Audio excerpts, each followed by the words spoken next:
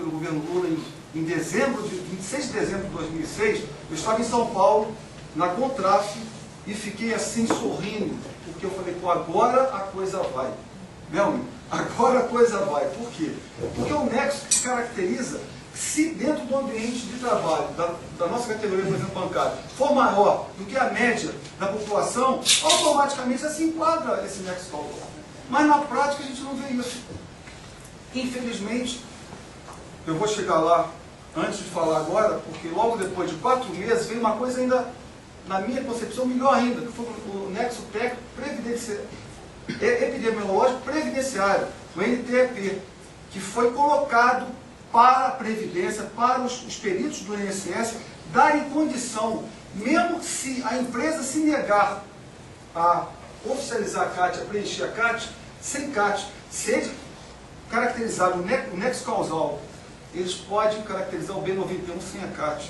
Isso foi uma vitória espantosa, mas infelizmente na sua prática isso não está se concretizando hoje. Já se passaram 3 anos e as coisas, infelizmente, a subnotificação do trabalho nas CATs são muito grandes. Então, é uma coisa que nós também temos que pensar. Por isso que eu acho que os laudos, exames, receituário, tudo que vocês tiverem que caracterize essa lesão, vocês guardem. Procure o sindicato, procure o diretor na sua agência. Se não houver diretor, o sindicato está aqui para isso.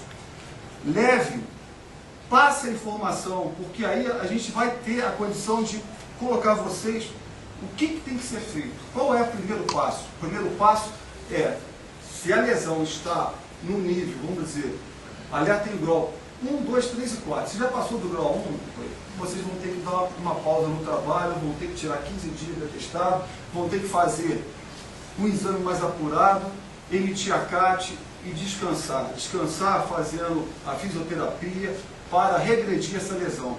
Porque depois do grau 3, chegar no grau 4, aí já fica irreversível, aí já é crônico. E hoje, para se aposentar por Lerdort, está uma dificuldade muito grande. Na nossa base de Friburgo, nesses 12 anos, eu posso contar nos dedos quem nós conseguimos aposentar uma invalidez. Foram 4 ou 5 bancários. No universo de mais de quase 180 cartas emitidas. É lógico que dentro dessas cartas tem a reabertura para várias pessoas. Então tem que ter muito cuidado, não ter o medo, porque o medo leva a pessoa a ficar estável, a não caracterizar o companheiro, para a companheira em casa, que é muito importante desabafar, para não ter a depressão, porque a depressão é uma coisa terrível. Com a depressão, quem é caixa aqui vai para a agência, infelizmente vai ter diferença permanente ali e vai acarretar uma demissão sumária pela empresa. Isso nos entristece, mas eu acho que fundamentalmente é vocês terem esses documentos, irem ao médico do trabalho. Primeira coisa, antes de oficializar a CAT, o sindicato pode oficializar a CAT? Pode oficializar a CAT. Mas antes disso, com atestado médico, para se ter o suporte de não ter demissão, pega o atestado médico de 15 dias, vai na agência, vai no seu gestor, principalmente administrativo, olha, um laudo, eu estou lesionado, tem o laudo do médico, tem os exames, gostaria que a empresa preenchesse a CAT. Normalmente nos bancos privados, a maior parte não preenche essa CAT. É difícil uma empresa hoje se prontificar a preencher a CAT assim imediatamente. O que nós fazemos?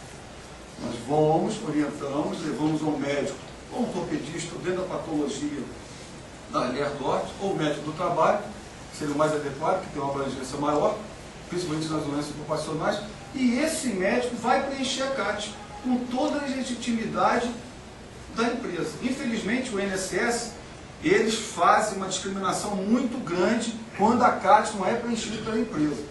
Mas eles têm que acatar, porque o companheiro tem um CRM. É um companheiro que fez uma faculdade, que fez um mestrado, que fez uma especialização nas doenças ocupacionais do médico do trabalho. Então ele tem o mesmo teor do médico da empresa. Só que o médico da empresa, infelizmente, muitas vezes ele é pressionado pela própria empresa a dar laudos maquiados que não contradizem com o que o trabalhador está passando naquele momento. Isso é muito ruim, mas é o que acontece com mais frequência. Então tem que ter muito cuidado, mas não tenha receio.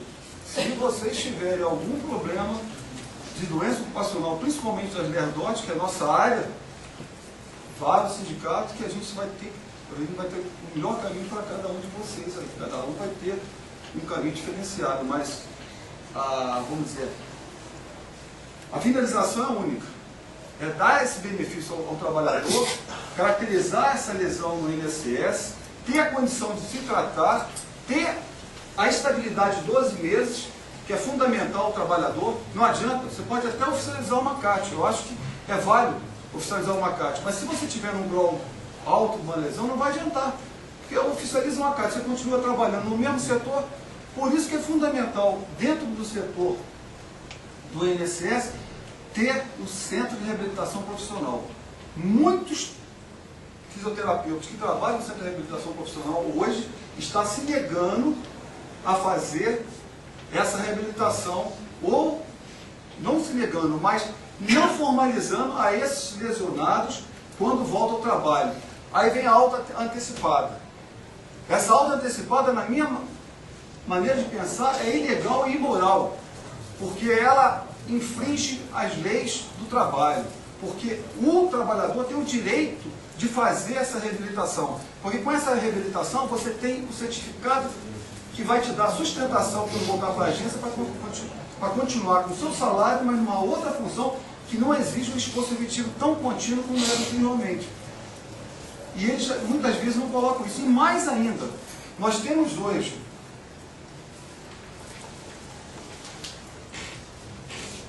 a condição de ter a possibilidade de ficar numa função diferenciada e ficar também num percentual de 2 a 5%, que são os portadores de necessidades especiais, com deficiência física. Eu gosto de colocar mais como portador de necessidade especial. E com esse certificado, se a empresa com mais de 100 funcionários não colocarem esses funcionários nessa cota, ela é punida. E também, se tiver esses portadores de necessidades especiais, tem que colocar uma outra pessoa dando o mesmo perfil desse que foi demitido naquela função. Então isso é uma forma também de pressionar as empresas a não demitir qualquer ato, qualquer problema que vier a acontecer. Então isso também é importante. Outra coisa fundamental também, o que nós vimos na década de 80, na década de 70, eu comecei em 79 no Banerj. As agências, a preocupação maior era com o layout, porque as agências não tinham ergonomia. Eu fiz um curso há uns 4 anos pela Fundação de São Paulo, a explanação do Dr. Danilo. Eu peguei uma frase que até hoje eu não me esqueço. O que é ergonomia? Aí esse professor falou, olha, vou sintetizar de uma forma que não existe uma outra frase na minha concepção melhor. Ergonomia nada mais é do que a ciência do conforto.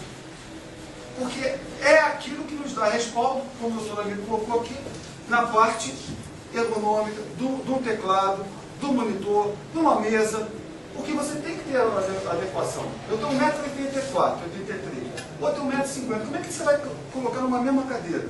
Ela tem que ter uma ergonomia adequada, para você abaixar, levantar, colocar a posição dos olhos no visor, para você não ficar naquela jornada de 6 a 8 horas, às vezes muito mais, e em menos de 1, 2 anos você está com uma série de lesões, principalmente na cervical, lombar, e vem na parte dos tendões das mãos, principalmente, que é o símbolo do carpo. Nós, bancários, digitadores, principalmente, é onde tem mais lesões, são nos punhos e nos ombros. Então, a gente tem que ter esse mínimo. E isso os bancos têm feito. Só que os bancos têm feito muito, vamos dizer assim, eles têm buscado condições, não só ergonômicas, mas no layout. Qualquer agência do Itaú que você entrar hoje, que esteja tendo uma reforma de 2, 3 anos para cá, a primeira coisa que você vê é o piso